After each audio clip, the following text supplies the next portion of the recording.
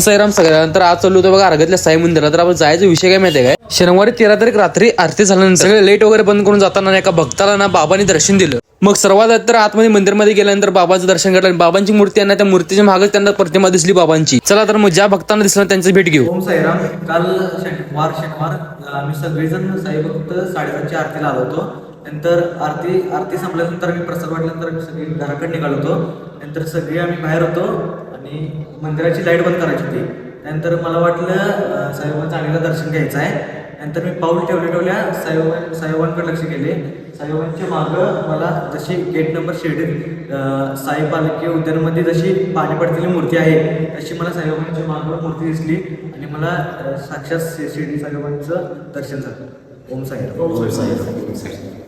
साईराम सगळ्यांना. तर काल रात्रीच्या आरतीला ना ज्या भक्ताला बाबांची मूर्ती दिसली पाठीमागं, त्या भक्ताचं तुम्ही ऐकलं असेल सगळं. तर तुम्हाला फोटो दाखवतो त्या रात्रीचा, तर बघून घ्या. तर चला ओम साईराम. आता बघू शकता तुम्ही बाबांच्या मूर्तीच्या पाठीमागच बाबांची सावली उठलेली आहे. आता तुम्हाला एवढंच सांगायचं, ह्या व्हिडिओला लाईक नका करू पण जास्तीत जास्त शेअर करा एका साई भक्तापर्यंत.